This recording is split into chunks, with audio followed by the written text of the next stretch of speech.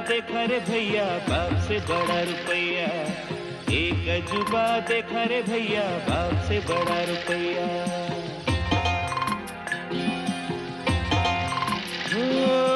रुपया आगे रुपया पीछे, रुपया ऊपर रुपया नीचे, रुपया ही रुपया को खींचे रे। एक अजूबा देखा रे भैया बाप से बड़ा रुपया, एक अजूबा देखा रे भैया बाप से बड़ा रुपया। हो हो हो,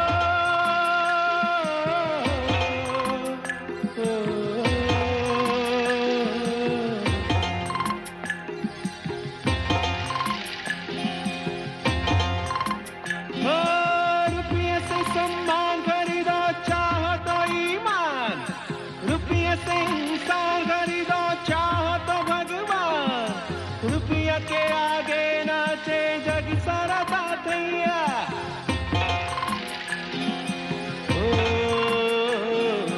एक अजूबा देखा रे भैया बाप से बड़ा रुपया, एक अजूबा देखा रे भैया बाप से बड़ा रुपया, बाप से बड़ा रुपया, बाप से बड़ा रुपया, बाप से बड़ा रुपया, बाप से बड़ा रुपया, बाप से बड़ा रुपया, बाप से बड़ा रुपया।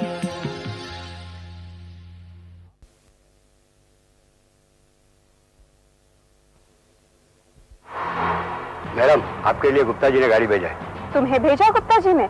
हाँ जी। Bring him here immediately.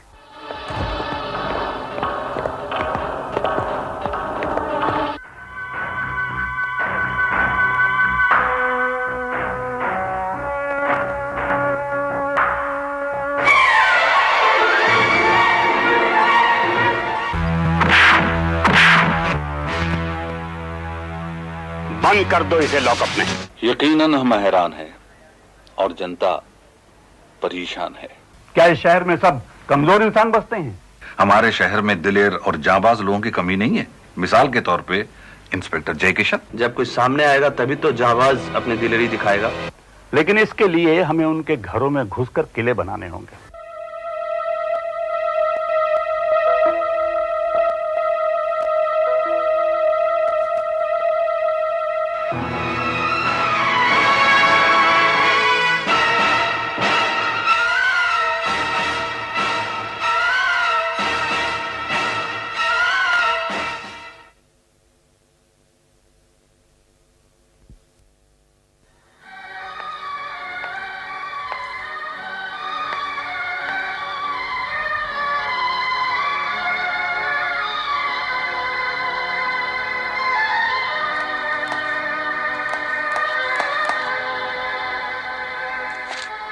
क्या परेशानी है?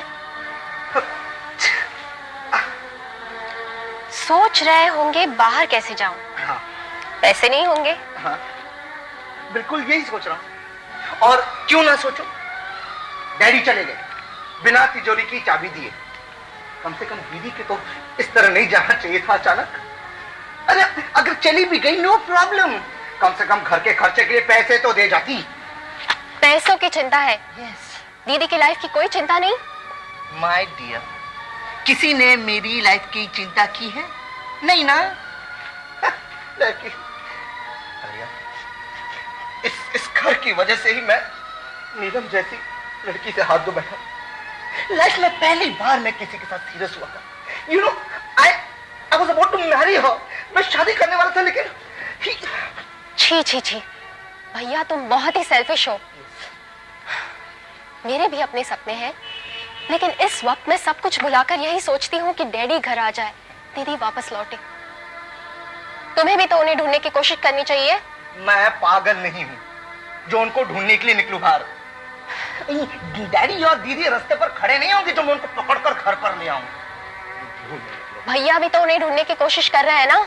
भैया क्या चल रहा है?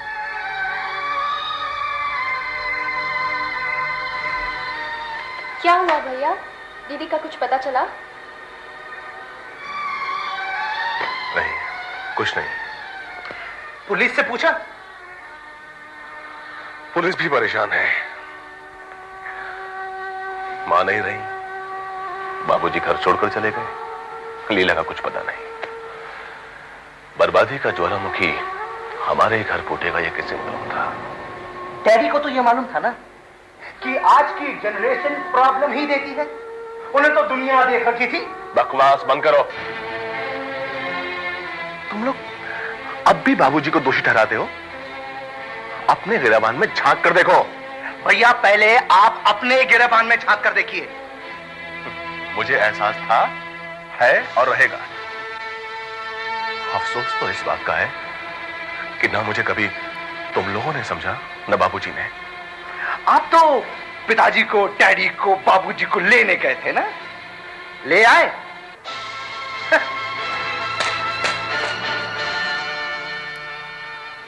कुत्ते की तुम टेढ़ी की टेढ़ी रहेगी। यार एंथनी वन मैन शो ने राका उस्ताद को मरवा दिया। मेरे को तो अच्छा नहीं लगा। हाँ यार, राका उस्ताद बड़े काम का आदमी था।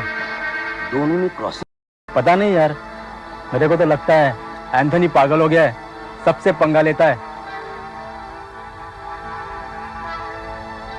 ये माचिस है आपके पास? बीड़ी पीने का शौक है तो माचिस भी साथ में रखना। चला आया भीख मांगी। अरे भीख कौन मांग रहा है? माचिस मांगी है, कुछ चवन्नी है, ठंडी तो नहीं मांगी। अरे अपन को जवाब दे रहा है ये वोट।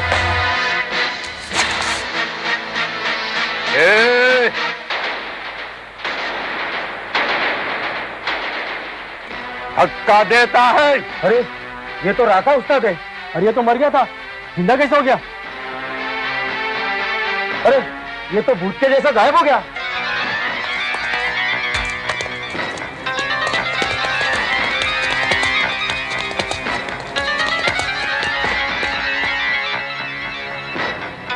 दो आदमी मुझे फॉलो कर रहे हैं, तुम उनका पीछा करो।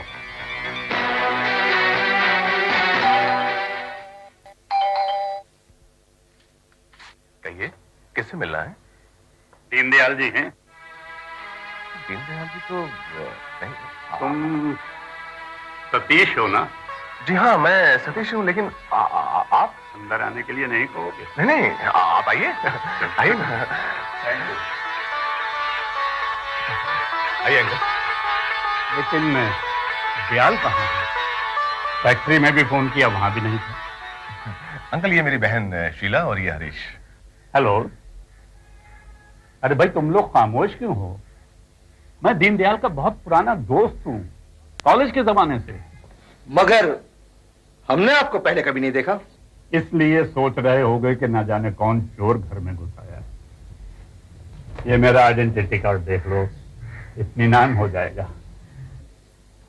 CBI officer Rakesh Kumar Sinha. बैठिए ना uncle. Thank you. Uncle, daddy अक्सर आपका जिक्र किया करते थे। अच्छा थे? What's the problem? दीनदयाल कहाँ है? अंकल, बाबूजी हमसे रूठ कर घर छोड़कर चले गए। ये कैसे हो सकता है? दीनदयाल घर छोड़कर चला गया? वो अक्सर मुझसे तुम लोगों की शिकायत किया करता था, लेकिन साथ में यह भी बोलता था कि बच्चों के साथ साथ वो भी उतना ही कसूरवार है। फिर वो घर छोड़कर कैसे चला गया? अंकल, डैडी ऐसे कहा करते थे। हाँ, उससे जब भी मुलाकात होती थी वो तुम लोगों की ही बात करता था। इस तरह उसके घर छोड़कर जाने से दुख हुआ। इसमें दीनदयाल का भी कोई कसूर नहीं है मेरे बच्चे। इसलिए कि भाभी यानी तुम्हारी मां के गुजर जाने के बाद वो तुम लोगों का बाप ही नहीं, मां भी बन गया था। और ममता अंधी होती है, उसका लाड प्यार बच्चों को बिगाड़ देता है। लेकिन तुम लोगों को निराश होने की जरूरत नहीं, मैं उसे ढूंढ कर लाऊंगा। अंकल, अंकल आप ढूंढेंगे बाबूजी को? हाँ, मैं ढूंढूंगा। डैडी को घर ले आइए अंकल, प्लीज। पर मुझे नहीं लगता अंकल के डैडी वापस घर में आएंगे। आएगा, मैं लाऊंगा उसे। अरे रूठे हुए को मनाया जाए तो वो मान जाता है। और फिर दयाल तुम लोगों का बाप है, कोई गुजरा हुआ वक्त नहीं कि लौट कर ना आए। अंकल, अंकल आप बाबूजी के दोस्त ही नहीं, हम लोगों के लिए भगवान बनकर आए हैं। नहीं, मैं भगवान नहीं हूं, सिर्फ एक इंसान हूं। और मैं ये चाहूंगा कि तुम लोग भी बहुत अच्छे इंसान बनो, अपनी अपनी रिस्पॉन्सिबिलिटीज को समझो। लेकिन अभी तक तुम लोगों ने अपनी बहन लीला के बारे में कुछ नहीं बताया। अंकल वो तो बताने की जरूरत भी नहीं, मुझे सब मालूम है। लीला को ढूंढने के लिए पुलिस अपना काम शुरू कर चुकी है। सच अंकल?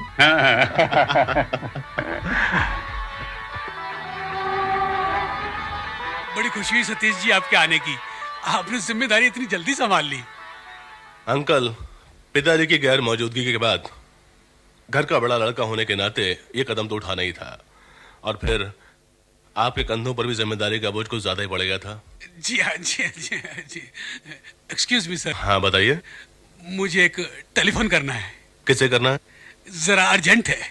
अच्छा, कोई बात नहीं, चाहिए करिए, गो अहेड।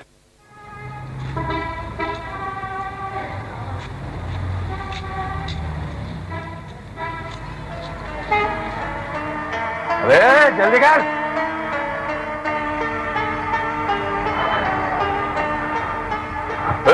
चमड़े का हाथ में लगा ना, माल खराब हो जाएगा।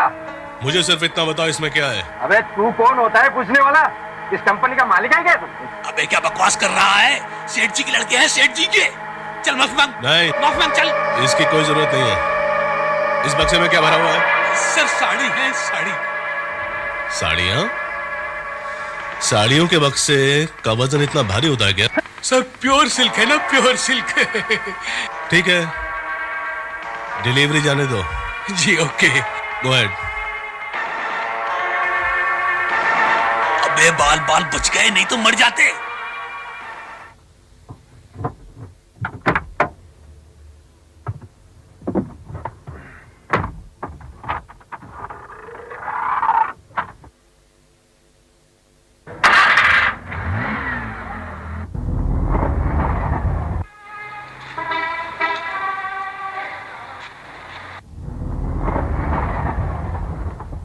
कहिए, व्हाट डू यू वांट? जी मैं।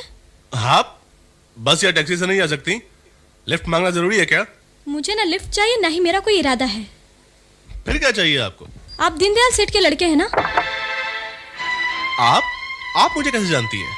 आपकी गाड़ी के नंबर से पहचाना। ओह, वेरी स्मार्ट। कहिए, मेरी गाड़ी रोकने की वजह क्या है? दरअसल कुछ रोज पहले मैं आपके ऑफिस में गई थी अपने पिता का प्रोविडेंट फंड लेने। आपके पिता हमारी फैक्ट्री में काम करते हैं? जी हाँ, मगर अब छोड़ चुके हैं। ओह, क्योंकि वो बीमार है। अच्छा। इसलिए प्रोविडेंट फंड की जरूरत थी, मगर आपके मैनेजर ने इतनी गलत नजरों से देखा कि वहां मैं 1 मिनट भी ना रुक सकी। What? हम गरीब जरूर हैं, गलीज नहीं। और फिर मैं तो अपने पिता की मेहनत का पैसा लेने आई थी। वो तो ठीक है, पर मिस जी मेरा नाम कोमल है। हाँ कोमल जी, आपको आपका पैसा मिल जाएगा। आप कल ऑफिस आ जाइएगा। जी कितने बजे आऊँ? कल आप 11 बजे आ जाइएगा। जी अच्छा। और मैनेजर की खरीद का तो मैं पूछ ही लूंगा उससे। इस मेहरबानी के लिए अगर मैं आपको थैंक यू बोलूंगी तो ये आपकी इंसल्ट होगी, लेकिन सिर्फ इतना कहना चाहूंगी कि मैं आपको हमेशा याद रखूंगी। अच्छा चलिए ये बताइए कि आप रहती कहाँ हैं? आपके परिवार में कौन कौन है? सबसे बड़ी तो मैं ही हूँ, बाकी 2 छोटे भाई बहन हैं। इसका मतलब आपकी कमाई का जरिया पिता के अलावा कोई नहीं है। अब मैं सोचती हूँ पढ़ाई छोड़कर कोई जॉब कर लूँ। नहीं, आप पढ़ाई नहीं छोड़ेंगी? पढ़ाई जारी रखूंगी तो घर खर्च कैसे चलेगा? और फिर फंड से तो पूरी जिंदगी बैठकर नहीं खा सकते ना। आप उसकी चिंता मत करिए, मैं पेंशन जारी करवा दूंगा। लेकिन मेरे पिता तो चल फिर नहीं सकते। मुफ्त पैसे नहीं दूंगा, उनसे एडवाइस लिया करूंगा। ठीक है, आइए आपको छोड़ दे। नहीं मैं चलती हूँ। अरे आइए ना। तकलीफ की कोई जरूरत नहीं है, मैं चलती हूँ। Okay bye.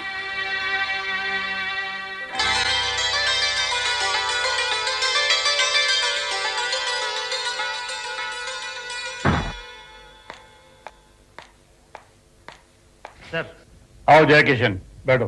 Thank you sir. Deendayal का कुछ पता चला? अभी तक तो कोई पता नहीं चला सर। और लीला का? उस लड़की का भी कोई पता नहीं चला, पर मुजरिमों पर पुलिस की नजर है। मुजरिम तो पकड़े ही जाएंगे, आज नहीं तो कल। मगर इस वक्त मैं परेशान हूं अपने दोस्त और उसकी बेटी के लिए। बरसों बाद इस शहर में आया हूं और उनके घर की एक प्रॉब्लम मेरे सामने आई है। उसे सॉल्व किए बगैर अगर चला जाऊंगा तो बच्चे क्या सोचेंगे मेरे बारे में? सर, जैसा कि आपने दीनदयाल साहब के बारे में बताया कि वे अपने बच्चों से काफी मोहब्बत करते हैं और बच्चों से इतनी मोहब्बत करने वाला ज्यादा दिनों तक घर से दूर नहीं रह सकेगा। वो तो ठीक है, लेकिन तब तक क्या हम हाथ पर हाथ धरे बैठे रहें? हम उन्हें ढूंढने की पूरी कोशिश कर रहे हैं सर। जयकिशन, एक काम करो, दीनदयाल के बारे में अखबारों में और टीवी पर न्यूज दो कि वो जहां भी हों सीधे घर वापस आ जाए, और अगर कोई उन्हें देखे तो मेरे पते पर इत्तला दे। ये तरीका तो अच्छा है, लेकिन सर। समझ गया, तुम ये कहना चाहते हो ना कि इसमें बदनामी होगी। अरे बदनामी होगी, लेकिन दाग तो नहीं कि वो और उनका परिवार किसी को मुंह दिखाने के काबिल ना रहे। जैसा तुमसे कहा है वैसा ही करो। Okay sir, thank you.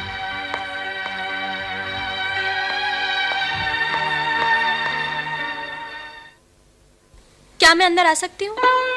ओह कोमल जी। जी, मुझे आने में थोड़ी देर हो गई। कोई बात नहीं, बैठिए। Thank you. कैसे हैं आपके पिताजी? कल पिताजी से आपके बारे में बातचीत हुई थी। अच्छा। उन्होंने तो कहा होगा कि जैसा बाप वैसा बेटा। जी। लेकिन ऐसा नहीं है। मैं अपने बाबूजी के पैरों की धूल के बराबर भी नहीं हूं। ये तो आपका भड़कपन है। खैर, आपका काम कर दिया जाए। अरुण, केबिन में आओ। तो कोमल जी, क्या क्या हॉबीज हैं आपकी? करना तो बहुत कुछ चाहती हूँ, लेकिन हालात के हाथों मजबूर हूँ। कोमल, जिस तरह अंधेरे के बाद उजाला होता है, जिस तरह मौसम अपना रूप बदलता हुआ आगे बढ़ता है, उसी तरह तुम्हारे भी हालात बदलेंगे, घबराओ मत। Yes sir. आपने मुझे बुलाया? आप इन्हें बहुत गौर से देख रहे हैं। आप जानते हैं क्या इन्हें? जी हाँ, जानता हूँ। ये अपने पिताजी का प्रोविडेंट फंड लेने के लिए यहाँ आई थी और वापस चली गई। क्यों? आई डोंट नो सर, इन्हीं से पूछ लीजिए। ये मुझे बता चुकी हैं, आप बताइए। क्या बताया सर इन्होंने? इस सवाल का जवाब देने से अच्छा है मिस्टर अरुण कि आप इनसे माफी मांग लें। सर पर मैं माफी क्यों मांगू सर? क्योंकि आपने इनके संग बदतमीजी की थी। ये तो आप गलत इल्जाम लगा रहे हैं मुझ पर। मैंने इनके साथ कोई बदतमीजी नहीं। मिस्टर अरुण, प्लीज बात बढ़ाने से कोई फायदा नहीं है। मैं जिस काम के लिए आई हूँ वही काम करा दीजिए। मिस्टर अरुण, आप जाइए और इनके फादर के फंड का जितना पैसा होता है अकाउंटेंट से लेकर इनको दीजिए। जाइए आप। Yes sir. Okay sir. I am sorry miss Komal for this delay. आप जाइए, आपको पैसा मिल जाएगा। Thank you very much. No problem. Get me 6319374।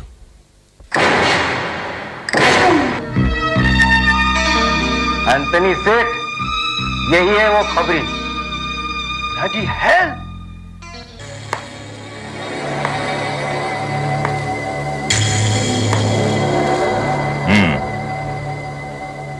दुनिया मुझे एंथनी वन मैन शो कहती है। One man show. काम हमारी गैंग का करते हो और वफादार पुलिस के हो। हमारे गैंग के आदमियों की खबरें पुलिस को देते हो। तुम क्या समझ रहे थे कि एंथनी को पता नहीं चलेगा? हा? बहुत बड़ा रैकेट चलाता है एंथनी, बहुत बड़ा, जिसमें दुनिया के बड़े बड़े दिमाग काम करते हैं। लेकिन Anthony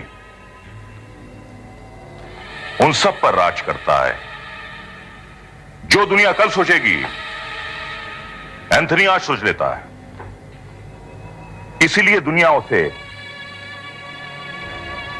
Anthony one man show के नाम से जानती है। One man show. गलती हो गई एंथनी सेठ। मुझे माफ कर दो, माफ कर दो, मुझे माफ कर दो एंथोनी सेठ। एंथनी कभी गद्दारों को माफ नहीं करता। राका ने हमारे साथ गद्दारी की थी, हमने उसका भी मर्डर करवा दिया। अब तुम्हें भी सबक सिखाना है। ले जाओ इसे टॉर्चर रूम।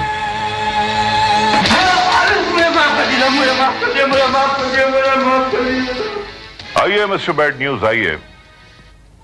आज कौन सी बुरी खबर लेकर आए हैं? बिल्ला पकड़ा गया से। What? बिल्ला पकड़ा गया? इज अ मैजिशियन, वो जादूगर है। बिल्ला कैसे पकड़ा गया? इम्पॉसिबल। रंगा ने आकर बताया, उसने यह भी बताया कि पुलिस एक लाश को किसी खुफिया जगह पर लेकर गई है। ये मैं क्या सुन रहा हूं मिस्टर एंटोनी? क्या तुम्हारा कोई मैं फीफी गया? आई हूं, पकड़ा गया। सेठ, वो एक बाहर से आया हुआ सीबीआई ऑफिसर है, उसी ने बिल्ला को पकड़ा है। सुना कि बहुत ही खतरनाक आदमी है। लेकिन एंथनी से ज्यादा खतरनाक नहीं हो सकता, क्योंकि एंथनी लाइफ एंड डेथ, जिंदगी और मौत का धंधा करता है। वो तो ठीक है सेठ, लेकिन पुलिस ने हमारे खिलाफ कार्रवाई शुरू कर दी है। मैं समझता हूं कि हमें अपना धंधा कुछ दिन के लिए बंद कर देना चाहिए। धंधा बंद नहीं होगा। चिंगलिंग की डिलीवरी जाएगी और जरूर जाएगी। तुम एक काम करो, उस छोकरी को टोनी के अड्डे से हटवा दो। अगर पुलिस ने कोई कार्रवाई की तो उसका भी तोड़ आता है हमें।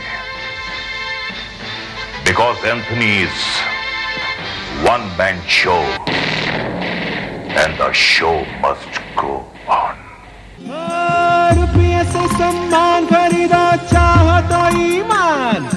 रुपये से इंसान खरीदो, चाहो तो भगवान। रुपया के आगे नाचे जग सारा साथिया।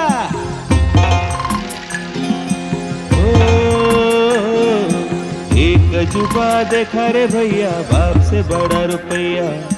एक अजूबा देखा रे भैया, बाप से बड़ा रुपया। बाप से बड़ा रुपया, बाप से बड़ा रुपया, बाप से बड़ा रुपया।